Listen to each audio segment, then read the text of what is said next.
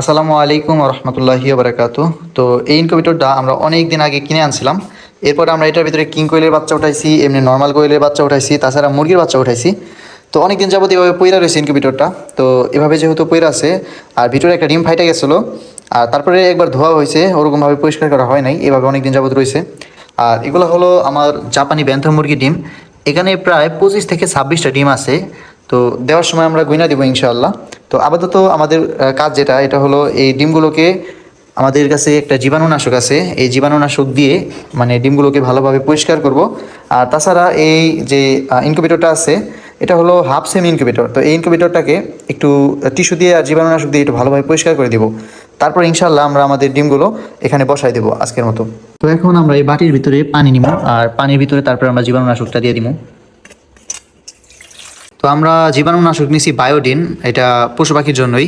তো এই জীবাণুনাশকটাই আমরা এখানে দিব। এখানে আমরা 3 থেকে 4 মিলি ব্যবহার করুম, যেহেতু পানি মানে 1 লিটার পরিমাণ 4 মিলি বা 5 মিলি ব্যবহার করুম। এই যে এটা হলো বায়োডিন। তো এটা হলো কি কোম্পানির, স্কোয়ার কোম্পানির, মোটামুটি ভালোই আমার জানা মতে। তো এটা ছাড়া আরও অন্য অন্য যে জীবাণুনাশক ওগুলোও খারাপ না, তবে এটা আমি ডাক্তারের কাছে গেছি, পরে এটা আমাকে দিছে ডাক্তারে, মানে প্রাণী ডাক্তারে। যাই হোক, এখন আমরা এটা দিয়ে তারপর আমাদের ডিমগুলো ভালোভাবে ধুয়ে নিই। পানির সাথে 5 মিলি বায়োডিন মিশানোর পর এরকম হয়ে গেছে। তো এটাকে হালকা একটু গোলান দিয়ে দিই। তো এখন পরিপূর্ণ প্রস্তুতি হয়ে গেছে। তো এগুলোর বদলে আমি যতটুকু শুনছি পটাশ দিলেও হয়। তো এই টিস্যুর মাধ্যমে আপাতত, যেহেতু আমাদের কাছে পরিষ্কার কাপড় নাই, এই টিস্যুর মাধ্যমে আপাতত আমাদের ইনকিউবেটরটা আমরা পরিষ্কার করে দিই। তো অনেকে জিজ্ঞাসা করতে পারেন এরকম একটা ইনকিউবেটর, এটা হলো 100 ডিমের ইনকিউবেটর, এরকম একটা ইনকিউবেটর দাম কত? আমি মূলত এই ইনকিউবেটরটা কিনছি হলো 2500 টাকা দিয়ে, আর মানে ভাড়া টাড়া সহকারে 2600 টাকার মতো পড়ছে আর কি। এখন একটু বেশি হইতে পারে, বলা যায় না, কিন্তু 2600 টাকা সামথিং হইবে, এর থেকে ততটা বেশি হইব না। এখন ইনকিউবেটরটা মোটামুটি পরিষ্কার করে দিছি। তো আমরা এখন ইনকিউবেটরটা অন করে দিব। তো ইনকিউবেটরের মধ্যে এই যে এটা হলো মানে ব্যাটারি দিয়ে চালানো যায়। তো আমরা যেহেতু কারেন্টের লাইন দিয়ে চালামো, ব্যাটারি আমাদের নাই। তো যাও 1 ঘন্টা 1.5 ঘন্টা কারেন্ট না থাকে, ওইটার কোনো সমস্যা হয় না। আগে পরে যে কারেন্ট আসলো না, তো সমস্যা হয় নাই। তো এখন আমরা চালু করে দিয়ে দেখাই।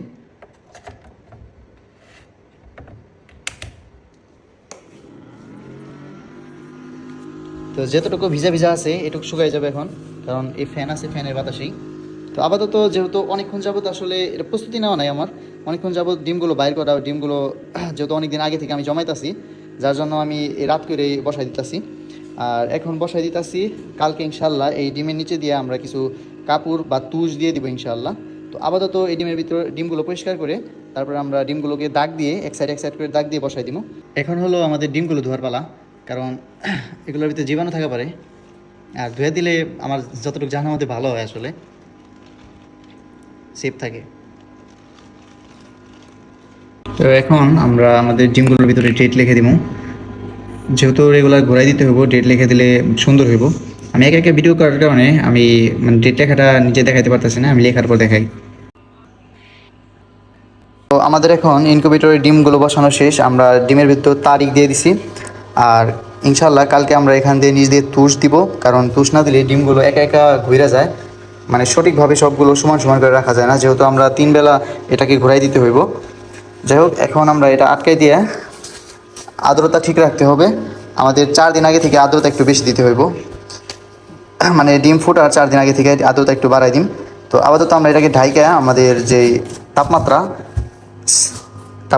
সেট করে দিই। দেখি এখন কত পর্যন্ত তাপমাত্রা আছে, সর্বোচ্চ কত পর্যন্ত উঠে। এখন 37.2, আর এখন লাইটটা অন হইল। এখন 37.6, 37.7 এসে আবার লাইটটা অফ হয়ে গেল। তো এটা হলো মানে তাপমাত্রা।